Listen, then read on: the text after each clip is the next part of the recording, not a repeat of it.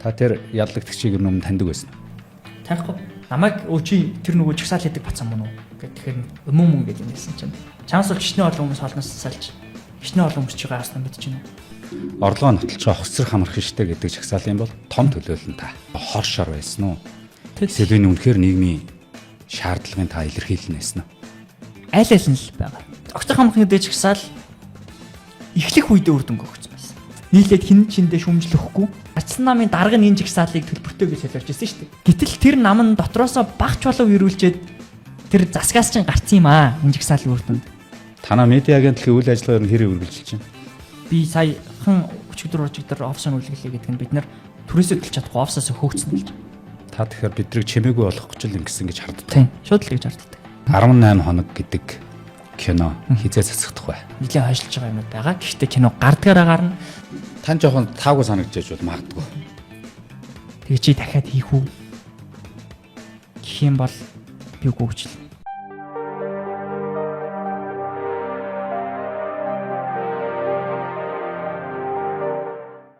За сайн байцгаана үзэгчдээ шугам нэвтрүүлэг юм аа нээлж дугаар эхэлж байна. За сайн байна уу? Сайн байна уу? За би энэ удаа Норог медиа агентлагийг үүсгэн байгуулагч гүйцэтгэх захирал улам сайхныг урьж оролцуулж байгаа. Урилга авч ирсэн танд баярлалаа. За сайн байна уу? Урьсанд баярлалаа. Би энд ажгүй юу? Би дажгүй. Одоо би ч айгу хурдан л идэгчлээ шүү дээ. Нэг сарын дотор одоо ингэ яг сар болж байгаа юм. Тэр үйл явдлаас шүү. Тэгээд сарын дотор бол нэлээд гайгүй тэнхрээд. Тэгээд би ч сая уржигдэр офс нүлээд. Би танд ярианыхын нэг ийм зүйлийг асуумаар байгаа юм л да. Танаа агентлагийн бэлтжижсэн сонгуулийн талаар гэж би ойлгож байгаа. 18 хоног гэдэг кино хизээ засахдах бай. Би яагаад энийг хэлж байгаа юм гэхээр энэ оны 3 сарын 17-ны өдөр хуулийн байгууллагаас танаа офсд одоо нэгжлэг хийсэн байдаг. Энэ үеэрээ энэ баримтат киноны та бүхэн бол мэдээлэлтэй хэлдэг 14 терабайт дүрсийг аваа явчихсан гэж ярьдаг. Тэр дүрс бичлэгийг буцааж өгсөн үү гэж асуумаар байгаа юм би танаас. Зүг. Ерөнхийдөө 3 сарын 17 оны шөнө 17-аас 18-ны шилжих шөнө болсон үйл явдал те. Бид тэр хойшлол шүү ажиллагаа гэж яриад явуулаад тэгээд одоо хурааж авсан дүрс буцааж авсан. Тэгээд киног бол бидэд нөгөө 6 сар цацах төлөвлөгөөтэй ажилдаа орцсон явж исэн. Тэгээд тэрнээс хойш бидэд чинь бүтэн сарын хугацааг дүрсээ авч чадаагүй алдчихж байгаа юм. За тэгээд тэрний ардаас бид бол дүрсээ авсан. Тэгээд дүрсээ авсны дараагаар дахиад нөгөө үйл ажиллагаа доголдсон байсан учраас бидэд яг нөгөө киноны эвлүүлэг дээр сууж исэн залуу болохоор оюут хүүхэд байсан байхгүй. Тэгээд work and travel Америк яваад. Тэгээд тэр залуугийн хооронд эвлүүлэгчээ бидэд төвшин бол бид одоо нэг залуу байгаа. Тэгээд тэр залуугаар өгөх болоод тэгээд ерөөхдөө үн үлсээ тохироо дахиад эвлүүлэгч цайлж байгаа байхгүй тэр кинонд. Тэгээд эвлүүлэгч цайлах үед бидэд чинь нөгөө бүтэн сараа ажиллаа гээгүү тэг бүх тоног төхөөрөмжөө давхар оруулагдсан байсан. Одоо ерөөсөө бүх компьютер ямар ч компьютер авахгүй бидэд тухайн үед одоо сошиал медиа дээр пост хийгээд тэг бичлэг хийж агаад хүмүүсээс компьютер хандвар гуйж түрээсээр аваад тэг зээлж аваад тэг тэр зээлсэн компьютерууд дээр их хэсэг ганц хоёр бичлэг хийж ажилласан чи тэр нь бизнесийн орлого олоход хамааралгүй буюу нөгөө бид хэдийг харлуулад байгаа хүмүүс зориулж хариулт өгөх маягтай хэдэн бичлэг хийж амжсан байхгүй. Тэгээ бидэд орлогоосоо салцсан байсан учраас дараа нь киноныхоо эвлүүлэг рүү буцааж үргэлжлүүлэх санхүүгийн чадамж байсан учраас хэсэг хугацаанд ажилласан. Тэгээ бидэд 6 сард нэгстэй байсан киног 9 сар л болгож. Тэгээ 9 сараас хойшоо бидэд дахиад амжихгүй явсаар байгаа. Гэхдээ бидэд одоо бол тэр асуудлаа шийдсэн л дээ. Тэгээд эвлүүлэгтэй өгсөн. Тэрний ардаас яваад 12 сар тэгээд одоо бүр 1 сар руу хойшлж байгаа шүү. Яг нь ер нь санхүүгийн асуудлаас л хойшлогдсон гэсэн үг. Яг бидэд нөгөө баримтат кинон дээр олон нийтийн дэмжлэгтэй байсан. Одоо янз бүрийн хин нэгний санхүүжилттэй. Одоо юу гэдгийг ямар нэгэн компани одоо юу гэдгийг улс төрчч гэдэг юм уу тийм санхүүжилт байхгүй. Дандаа хүмүүсийн хандвар донет цэг Норог цэг юм гэдэг вебсайтаар дамжуулаад ханд босгоод сонгуулийн үеэр бидэд яг одоо шилмэл өөрсдийнхөө сонгуулийн үеэрх барьж байгаа байр сууриа илэрхийлээ төгсгөлт нь киноныхоо хандв руу түлхээд тийм бичлэг хийгээд тэр бичлэгээрээ бидэд нэг 7 хоногт 32 сая төгрөг босгож ирсэн. Тэрний ардаас болохоор дараа нь баримтлагдах үеэр хүмүүс өөрсдөө тэр линкийг олоод тэгээ хоорондоо шеэрлж явсаар байгаа. Дахиад нэг 10 орчим сая төгрөг нэмж босгосон. Нийтэд нэг 40 орчим сая төгрөг кинонд боссон. Тэр бол ерөөсөө тоног төхөөрөмжийн зардалтаа л баг тухайн үеийн киноны тий. Тэнгүү тэнд чинь нөгөө явж байгаа баг тэр багийн өөрсдийнх нь одоо юу гэдгийг байр тий юу байрлах байр хоол унд инээтрээгээд 18 хоногийн ажил байгаа тий. Түүний ардаас дахиад пост production editor тэл гэхэд 12 сая тий. Тэгээ тэрний ардаас дахиад өнгөрүүгээ буюу колорист руу сална. Тэгээд дууны найруулга буюу дууны найруулагч руу сална гэдэг ч юм уу. Ингээд дахиад пост продакшны зардал гэдэг ч юм уу ингээд бус зардлууд гэх юм бол хаашаа ч хүрэхгүй болчиход байгаа юм л та. Ямар ч байсан төрс өвчлөг чинь бол бүрэн авсан юм байна. Тэгээд бид хэд нөгөө санхүүгийн өндөрлөөс болоод цаг хугацааны хувьд алдаад нэлээд хойшлж байгаа юмуд байгаа. Гэхдээ кино гардгаараа гарна. Тухайн үед гарах байсан, өмнөх гарах байсан одоо дүрс бичлэг, агуулга, одоо ирээдүйд гарах агуулга хоёр ямар ч өөрчлөлт байхгүй, фильтр байхгүй. Нууц шул ер нь кинонд юу гарах вэ? Би бас асуумаар байгаа. Энэ кино хин нэгний ашиг сонирхлыг хүндсэн үү? Зөв ойлголоо. Нэгдүгээр жаа шүмжилж байгаа юмнууд зөндөө байгаа киноны өнцгүүд. Нэгдүгээр талхлаар иргэдийн боловсрал гэдэг юу нь бол хамгийн том сонгогчийн боловсрал. Сонгогчийн боловсрал. За түүний хажуугаар нь болохоор нэр дэвшигч байгаа нэр дэвшигч нарын боловсралыг бас бид хүндэж байгаа. Энд бол нөгөө том жижиг намууд тий ардсан нам, ардын нам, за тэгээд жижиг хувийн нэр дэвшигчтэй бидагчд. За тэгээд бүр нөгөө одоо муугаар хэлэхэд тавилттай гарч ирдэг бүр жижиг намууд байгаа шүү дээ. Янз бүрийн. Тэгээд тэр намууд гэсэндээ бүгднийх нь нэрхлийг хүндэж байгаа. Бүгдэн дээр нь л шүмжилтэй харж байгаа өнцгүүд байгаа. Тэгээд бид хэлсэн угаасаа тэр дотор нөгөө намууд хоорондын бас их мэдлэлт өсөлдөж байгаа нэр дэвшигч нар хоорондын нөөцийн тэгш сайдл гэдэг юм байгаа. Нэмээд дээрэс нь эрх хөрөгч намын өөрсдөө бий болж байгаа давуу талын тухай асуудал байгаа. Тэ. Ингээд яг олон өөр юмнууд байгаа. Гэхдээ тэнд нөгөө учиргүй юу гэдэг тухайн үед яригадаад байсан шиг бидэд нөгөө анх гарч ирээд яг одоо тэр үеийн лайв бичлэгийг үзэх юм бол одоо тэр цаана байгаа дүрс шиг цагдаагийн байгууллагаас гарч ирээд өгч байгаа хэвлэлийн баг хурал дээр яг энэ үеэр би ярьсан баг. Тийм айхтар сүртэй ерөн сурвалжлах бүтээл бол биш шүү те. Иргэдийн боловсролыг сайжруулах, сонгогчийн боловсролыг дээшлүүлэх зорилготой иргэдийн амьдралд сонгуул яаж нөлөөлтийн сонгуулийн үеэр юу болдгийм бэ? Бүр хар машины цаанаас юу болдгийм бэ? Энтер гэдгийг хүртэл бичээд тэгээд эвлүүлээд гаргаж байгаа боловсруулах зорилготой баримтат бүтээл шүү гэдгийг хэлж ирсэн яг энэ үеэр. Тийм л юм байна. Би одоо энэ зургийг харуулснаас учиртай юм. Энэ оны 3 сарын 17-ны өдрөө 22 цагаас 18-ны өдрийнх нь 07 цагийг хүртэлх хугацаанд одоо хуулийн байгууллагаас одоо Норог медиад ажилдаг одоо 5 бас байсан баг тэрэн дотор 8 үнийг саатуулсан гэдэг. Ингээл одоо энэ оны 3 сард та бүхнийг тойрсон үйл явдал голын анхааралд орж ирсэн л дээ.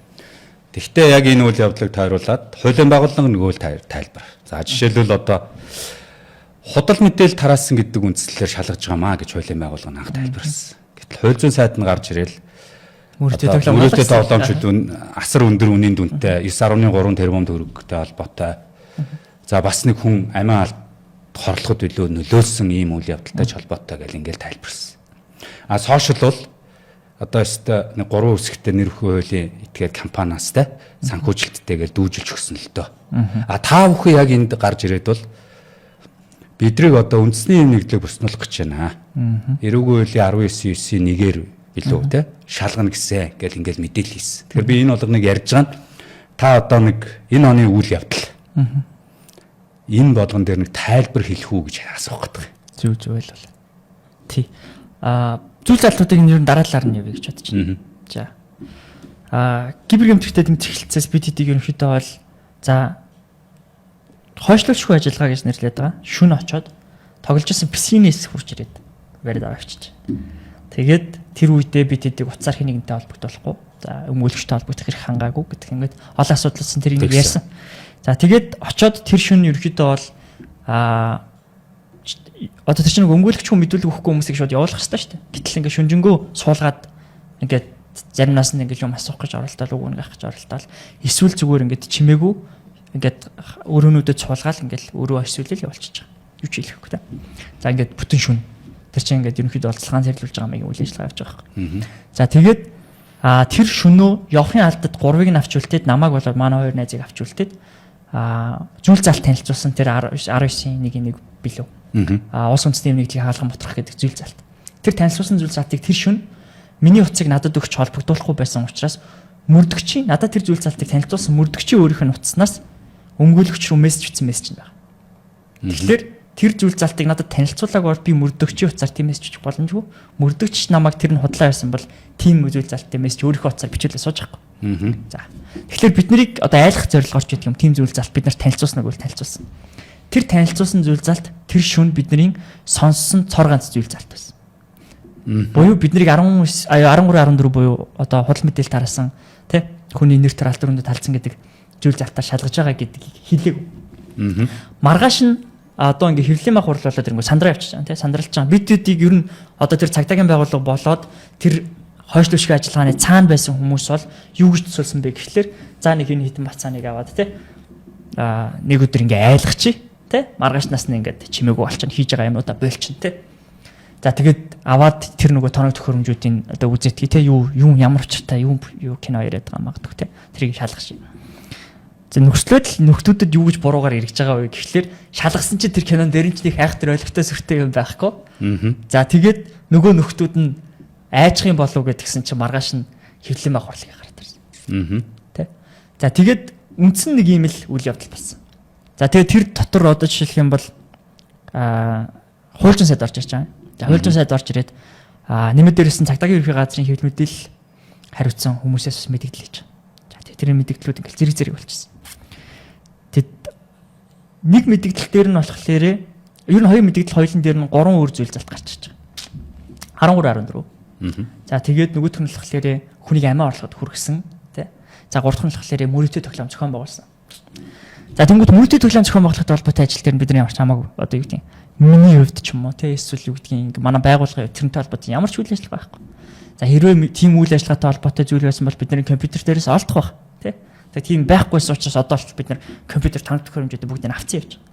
За тэр үеэр болохоор манай ажлын нэг залуу бол гэхдээ хоригжин мөрөгжин энэ юм яваадсан шүү дээ. Тэр залуу болохоор бид нарт манай дээр 1 сард ажилд орсон залуу байхгүй.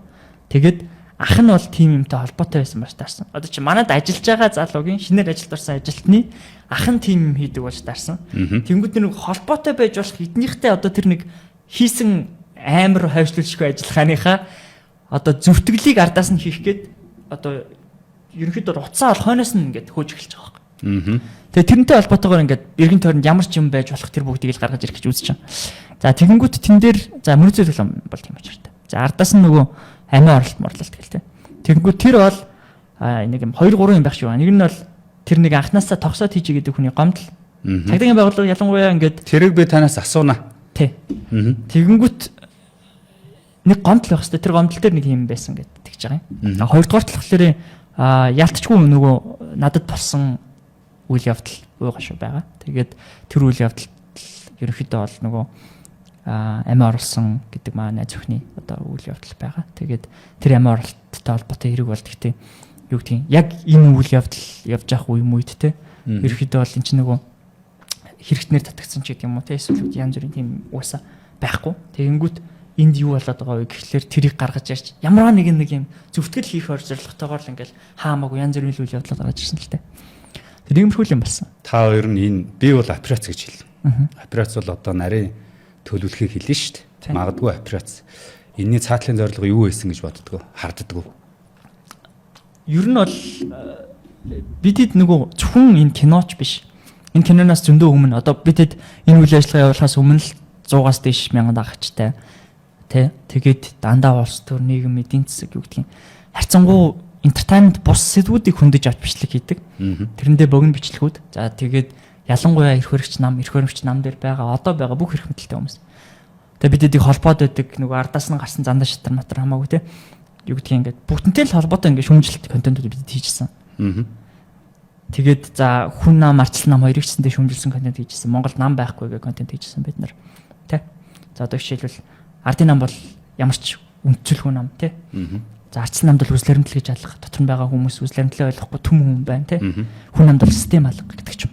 Ингээ ярьжсэн.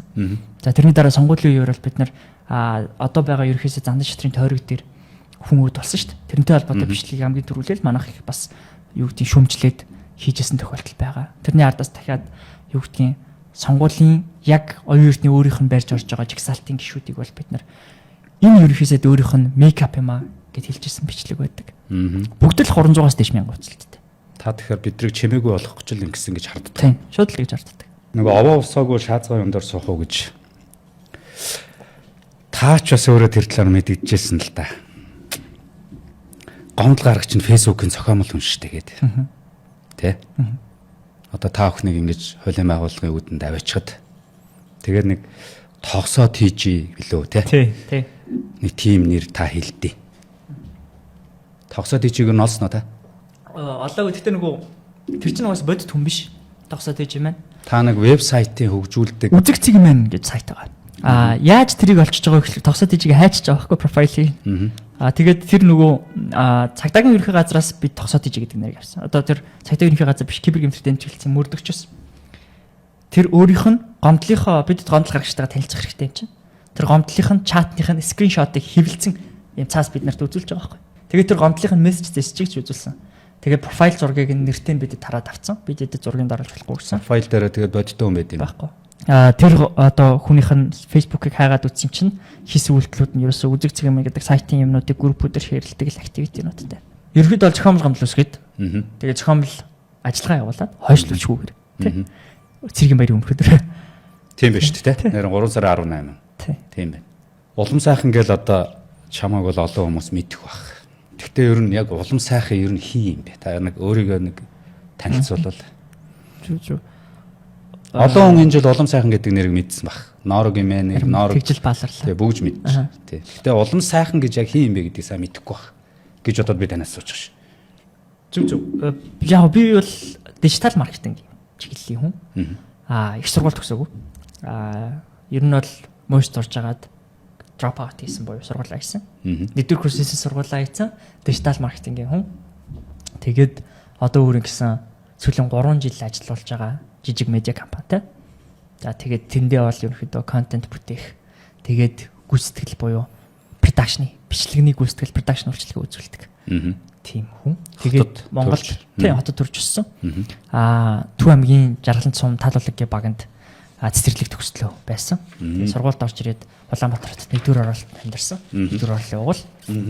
Тэгээд ерөөдөө бол сургууль сурж агаад гадагшаа авч зорилготойгоор их сургуулаа хаяад тэгээд гадагшаа шалгалт малгалтуудаа өгөөд сэтгэлэн мэтгэлэг авах зоонуудаа ч гэсэн авсан. Тэгээд тухайн үедээ ажлын байранд орсон. Тэгээд ажлаас ажлын оронд яваадсан. Тэгээд Монголын технологийн салбарт бол 5-6 компанид ажилласан. Тэгээд дижитал маркетингээр ажилладаг тийм хэлцэл. Тэгж жагаад сүүлийн одоо хэдэн жил контент бүтээх медиа агентлаг ажиллаулаад тэр маань ерөөдөө бол гарцсангуй ингээд доктортой болж исэн үе дээр энэ ажиллагаанууд явагдаад одоо бол жоохон тэгэн байгаа юм байна. Энэ Монгол улсын иргэдэд үндсэн хуулиар олгоцсон халдшгүй чөлөөтэй байх, үг хэлэх, хэвлэл нийтлэх, өмчлөх энэ эрх юу н хангагдаж чадчихна гэж та үздэг үү? За бид нар нэгдүгürt чөлөө зах зээлийн эдийн засгаар яг зам чадаагүй юм байна. Муулаатайгаа капиталист нийгэм рүүгээ бүрэн шилжиж чадаагүй юм байна. Иргэдийнх нь майндсет буюу сэтгэлгээний хувьд ч тэр одоо өмчийнх нь эдийн засгийнх нь тэр байгаа бүтцийн хувьд ч тэр. За тэгээд түүнийгээ дагаад одоо тэр баялаг юу гэдэг те тэр нөөц эдийн засаг тэнд байгаа эрх зүйн орчны хувьд ч тэр. Нөгөө талаасаа бол арчлал гэдэг юм руу бид нар бас хилцсэн юм уу те. Тэгээд бид нар яг олон ургалч үзэл гэдэг тэгэхээр бас юу гэдгийг те одоо шинэ хүүхдийн мөнгө болиё гэж ярьсан сая цэнгүүн жишээл юм бол алуулан галалтч цааш мэт тэр те. Олон ургалч үзэл рүү ороогүй байхгүй бид нар. Тэ өөр үзлээр л ярих юм бол дүүшлүүлдэг байгаа шүү дээ те. Өөр үслэр нь талаараа одоо жишээлх юм бол 6 сар 5 сар жагсаал гэж үзлээ. Орсондоо отголуулж штэ. Тэр жагсаалаас болоод хүнтэй маталцаад. Чи нэмэдтэй байхгүй. Бид нар яг арчлал руу орсон юм уу гэх юм бол замнас юм уу те? Тэр алхсан шиг алхсан юм уу гэх юм бол үгүй. Би тэгж хэл. Та энэ бас энэ жилийн бас нэг л том сэдв.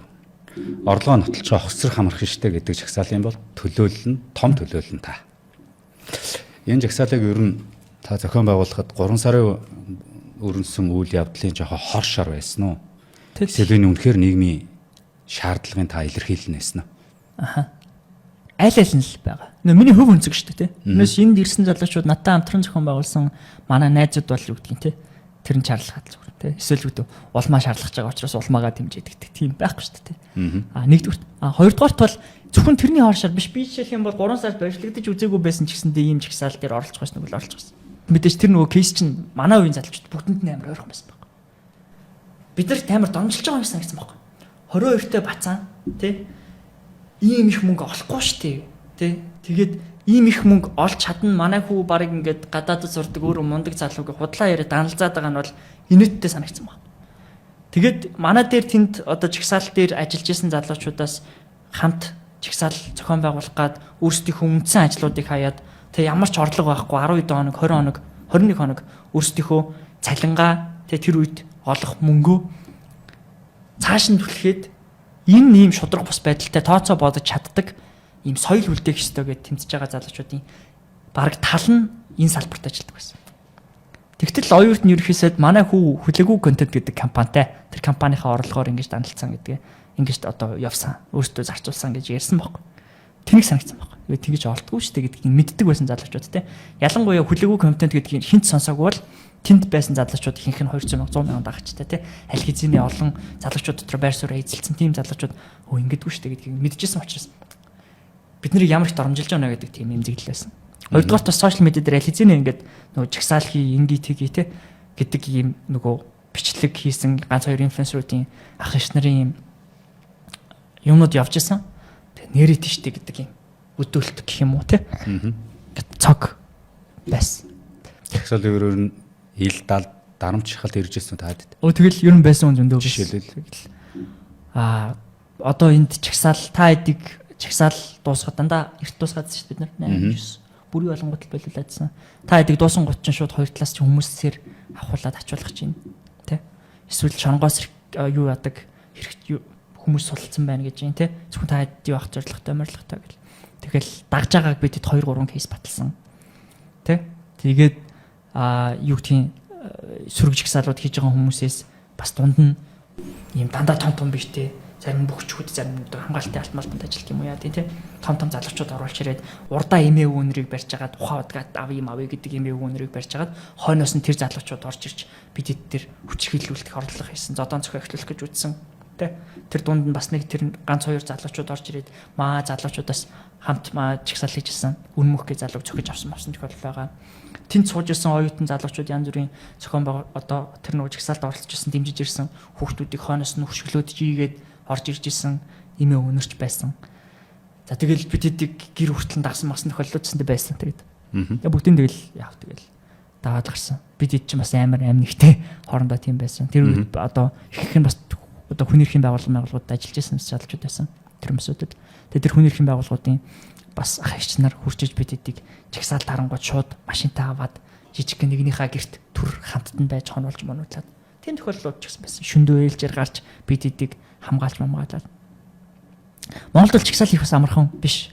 Ялангуяа том эрх мэдэлтэй төлөвийн эсрэг өөртөөс хамаагүй өндөр нөөцтэй хүмүүс эсрэг чагсаал хийх амархан биш. Одоо өнөөдрийн өнцгөөс харах юм бол чи огцрох амархан чагсаал үр дүнгээ өгсөн гэж бодож байгаа юм. Чиний хүлээлт нь юу нийцэж байна? Юу хэлж байна? Огцрох амархан гэдэг чагсаал эхлэх үедээ үр дүнгээ өгсөн байсан. Хамгийн ихний үр дүн нь юу юм бэ гэхлээр одоо Монголд тэр сайд дарганы хүүхдүүд сториж данилцаад байгаа нь хаана вэ? Тийм үстэй. Амар. Өөрсдөө холаг ширээ гахвал. Close-тэй хүртэл Instagram дээр story хийхдээ айдаг болсон шүү дээ. Тийм үстэй. Лагшри амьдрал ивчлээ.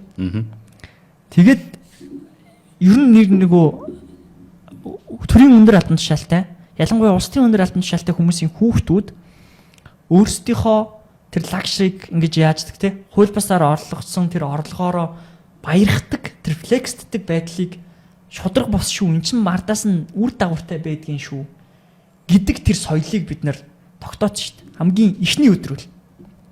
Тэ? Бид нар Монголын залуучууд тийм хөлцөнгүү дээрээсээ баалга шилгээ байж идэг залуучууд биш ээ. Бид нар ингээ юм ойлгодог, тэмцдэг, тэ?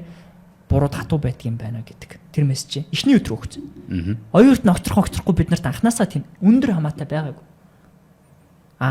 Ийм буруу юм хийсэн хүн эсэргүүцэлгүйгээр байж идэг тогтож идэг нэг юм байж болохгүй л гэж бодсон. Гэхдээ нэгэн чагсаал хийж байгаагийнх хэмжих үр дүнтэй байх хэвээр хэмжигдэж болохгүй. Огцрох гэдэг үгтэй ч хэмжиж болно. Огцорсон уу үгүй юу гэдгээр хэмжиж болно. Барьцтай. Энэ жагсаал үр дүндээ хүрэх юм бол бид нар ийм хариуцлагагүй үйлдэл гаргасан өөрийнхөө орлогоос хамаагүй өндөр зардалтай хүүхдийнх нь стори ингээд нотлох баримтууд юмнууд олдцсон хүн огцорчлоо хариуцлага хүлээчлээ улс төрийн. Хоёрт нь болохоор энэ оюурт гэдэг үнийг огцорхоос илүү тав үр дүнгууд энэ жагсаалаар гарсан. Энэ улс төр бас нэг айхтар нөгөө ойроос ажиглахгүй байгаа хүмүүс ойлгохгүй магадгүй. Нэг үр дүн нь болохоор бид хэдтэй холбоотойгоо тэр хөрсөх гэдэг ерөнхийлөгч чинь Монгол улс ерөнхийлөгчийн засаглал руу явахгүй, үнцүүл нэмэлт өөрчлөлт хийхгүй гэдгийг 3 удаа өөр хэлсэн. Энэ жагсаал үгээр. Хоёр дахь нь болохоор энэ хамтарсан засаг нийлээд идэх гээд те нийлээд хин чиндээ шүмжлэхгүй. Бид эдийг ардчлан намтай холбоотой байдаг ардчлан намын дарга нь энэ жагсаалыг төлбөртэй гэж солиорч ирсэн шүү дээ. Гэтэл тэр нам нь дотроосоо багч болов ирүүлчихэд тэр засгаас чинь гарцсан юм энэ жагсаалын үр дүнд. Одоо тэгэл энэ өнгөрсөн хавар зуны үйл явдлууд дээр бол тодорхой хэсэг нь таныг хардж ирсэн баг. Топ компаниудаас санхүүжилт авсан зохион байгуулалттай тэрний энэний гэлтэй. Танаа медиа агентлагийн үйл ажиллагааг хэрэг үргэлжилж байна? Бид жилийн 600 сая төгрөг олдог компани байлаа. Чагсаалаас өмнө шүү. Чагсаалаас ч өмнө биш. Ер нь бол оноос өмнө. Тооцоо бодлолтууд лэлгэрт эхэлсэн. Сонгуулийн үеэр бидэд киногоо хийх гээд киноныгоо маркетинг зориулж ханд босгох зорилготой 3 бичлэг тэр нөгөө өвчин дамдах чихэр гэдэг юм найруулгатай бичлэг баг. Тэрийг үзэрэй таад. Тэр бичлэг за тэгээд сонгуулийн мейкап за тэгээд нэмээд дээрэс нь юу байгаа. Сонгуулийн мейкап ил тод бай. Энэ 3 бичлэг нийлэн бас сая гаруй хандлт үзэлттэй. Сая нийлэн гарах үзэлттэй. Энэ бичлэгүүдээс хойшоогоо шууд одоо тэр нөгөө SDY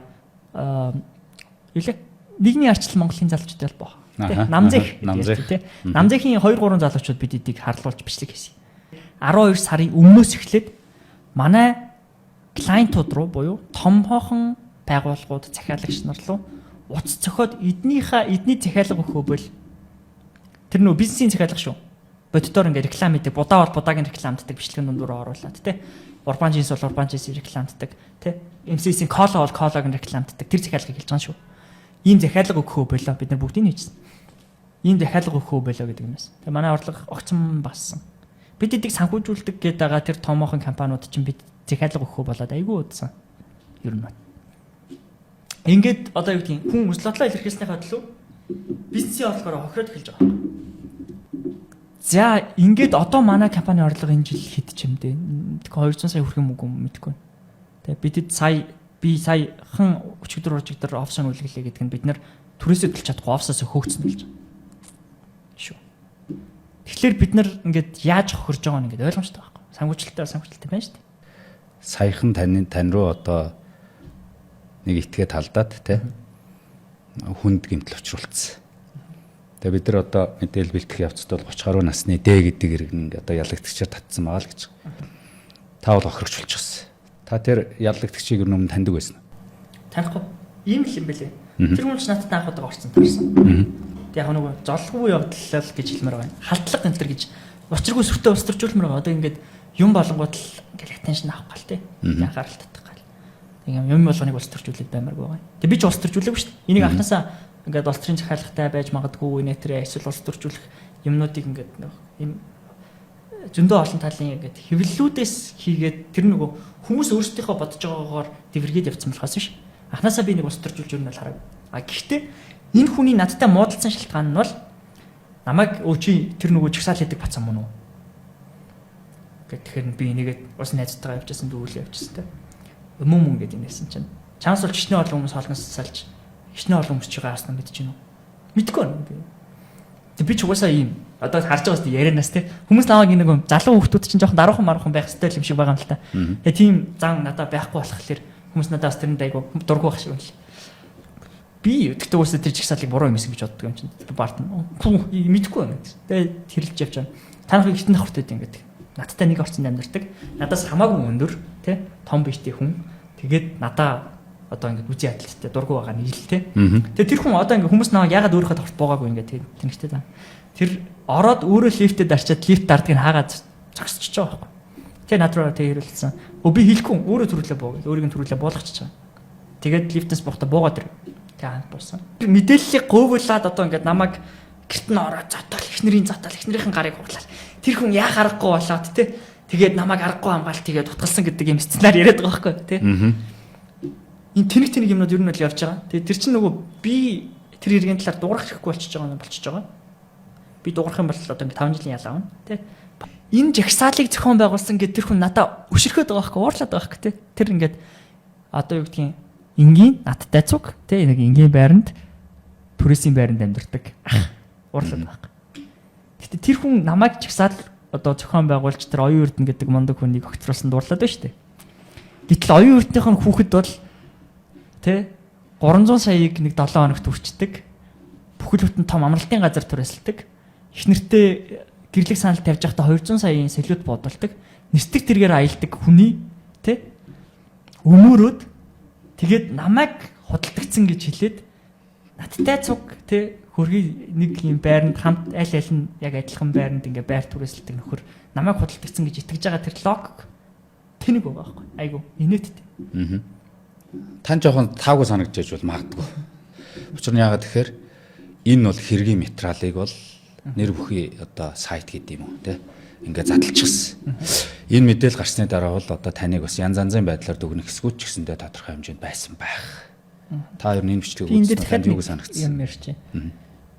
Энийг даалдаг малдаг гэдэг одоо ингээ те шөнийн 4 цагт өөрийн 4 цагт юу хийж явж исэн те өөрөө далтгансан аваа босгоогүй шаазгай юм дээр суух юм уу гэл айгүй их юмнууд ярьж байгаа юм л логик нь бас байгаа те 24 настай да айгүй хин энэ те бичиж байгаа комент бичээд байгаа агч нарын хин айгүй намтай байсан те тэгээд 24 настай залуу би одоо жишээлх юм бол энэ өөр хинч үж болно улам сайхан биш байж болно те бат байж болно дорж байж болно те гэхдээ шүн гэртээ харих хэрэгтэй хинч те жигсаал хийсэн хүн болгоны утгалж болох юм те эсвэл одоо ингээд юу гэдгийг намбгүй харагддаг ч юм уу те далтганаж харагддаг хүн болгоныг утгалах хэрэгтэй юм би гэхдээ нөгөө иймэрхүү хүнд үйл явдлуудыг яах тэр сүртэй тоогоод байдгаа болцсон ер нь л нөгөө телевизийн кейсээс биш тэгээд яг тэр үед надад айгүй хүн тусч байсан би тэр үед ингээд өөрийнхөө одоо бүх юмны хамгийн орол дээр очиж байсан сэтгэл зүй өвд те тэгээд өмнө нь би зовлон үзээгүй ингээд хүүхд байхдаа тиймтэй толчиж байгаа шүү дээ. Тэгээд одоо л тэгэл тэрнээс хойш л ингээд амьдрал ороод явсаар гал зөндөл юм үзчихлээ л дээ. Нэг амар тоогоогүй. Гэхдээ яг надад бол пал гэл явсан. Хэсэг бол хямарсан. Хүмүүсийн ялангуяа масын дийлэх нь ингээд үзий ядах те. Хамгийн гол нь өөрийгөө буруугүй гэдгийг мэдчих байхдаа үзий яадаг гэх бол тэнэг байхгүй. Гэхдээ яг хөтэ тэрний хийж байгаа PR-ын зураг нь юу юм те. Энэ хүн яагаад ингэж хийгээд байгаа. За одоо магадгүй тэр нөгөө би хутгалууллаа гэдэг юм бол чагсаал хийсэн энэ тэргээд хүмүүс мэдж байгаа учраас шууд холбогдож буруутан бож ойлгох гээд байгаа дүр нь өөрөө магадгүй ингээд оюун ертөнд рүү очих гээд чиглэх гээдсэн шүү дээ. Энэ дээр бас хоёр юм байгаа нь болохоор намайг дэмжиж байгаа юм шиг хэрнээ надад тайргийн хүмүүс айгүйх. Ингэчлээ гэдэг үйл явдлыг нь албаар улс төржүүл чиглүүлэх гэдсэн оролдлогоодыг би бол харсан. Надад тэр санагдсан тий. 3 сарын 17 оны өдөр таны эрх зөрчигдөөл тий. Огцор хамархан жагсаалын үеэр бас ил далд байдлаар дарамт ирээл. Сүүлд нь одоо үзэл бодлоо илэрхийлснийхэн төлөө хүртэл таныг хохирогч болгоол. Би одоо тэгж дүгнэж байгаа. Би чинь бас ихтгэл үнэмшилтэй байх үндсэн хуулийн эрхтэй хүн шүү дээ. Би хувьдаа тэгж дүгнэж байгаа. Энэ Монгол улсын үндсэн хуулиар олгогдсон эрхийг хамгаалах үүрэгтэй, чиглэлтэй хүний эрхийн үндэсний комисс гэж байгууллага байгаа. Ер нь энэ байгууллага тантай хамтарч ажилласан уу? Энэ хугацаанд ажилласан. За эхлээд бидэд 3 сарын 17-нд баримтчилгаа явахад бол хүний эрхийн комисс манай дээр дүгнэлт гаргасан. За ялтчгүй хэвлэл мэдээллийн байгууллагын тий хил нийтлэх хүслуудлаа илэрхийлэх эрхийг зөрчижээ. Зөрчин үнэн байна гэдэг юм дүгнэлт гаргасан. Хүний эрхийн үндэсний комисс бол манай кейс дээр харьцангуй сайн ажилласан гэж бодож байгаа. Тэгээд нэмээд дээрэс нь Монголын бас бусад хүний эрх хамгаалдаг төрөмс байгууллагууд ч гэсэндээ үргэлж ингээд энэ бүх хугацаанд бидний талд байсан. Тэгээд жишээлх юм бол бид эдийг цагдаагийн байгууллагын одоо гэрч хохирогчийг хамгаалах намайг л та гэрч хохирогчийг хамгаалах даалбтай холбож өгч исэн. Тухайн үеийн намдад сэтгэл зүйн одоо ингээд шинжээш томилоод за нэмээд дээрэс нь аюулгуудыг харьцах шинжээшин төр томилж исэн. За тэгээд тэр үйл ажиллагаа болж ирэх юм бол хохирогч би гэж намайг үзлээ гэхэд эсвэл миний бит бодтой одоо ингээд эрсдэл учирж байгаа гэж үзэх юм бол 24 төлөө хамгаалтанд авах. Эсвэл бүр ингээд өөр ингээд зөндөө арга барил байдаг юм байлаа. Тэгээд яг тухайн үед нөгөө би одоогийн шиг ингэж утгалуулаад ч юм уу бидээ алдсан юм байхгүй байсан учраас би өөрөө ингээд за надад ингээд бодтой охирол байхгүй гэж хэлээд тэр хамгаалтаас нь татгалзаж ирсэн. Тийм тэр үн ингээд илүү ингээд бодтой охиролтой охирогч нар зөндөө байгаа байлгүй тэгэхэд ажиллаа гэж явуул гэж бодсон. Тэгтээ тэгэл эцсийн үндэ хүмүүс ингээд одоо утгалуулаад ч юм уу тэрний өмнө чигсаал тэрний өмнө баривчлуулаад норг хожчлоо гэж ойлгоод байгаа шүү. Тэгээ улмааг хүмүүс таньдаг боллоо та. Гэтэл яг түрүүний хэлсэнчлэн гейн хийсэн нэг тухайн үедээс хойш нэг 80,000 л дагч юм уу те. Бид дэлгэцэн 112,000 дагчтай байсан те. Тэр ингээд нэр хүнд миний ингээд хохирсон бием ах бодын сэтгэл санааны те. Тэг санхүүгийн ингээд хохирлуудыг хараад үзэх юм бол хаан ч хүрхгүй энд ингээд айгүй хүндөр хохирол байгаад байгаа байхгүй.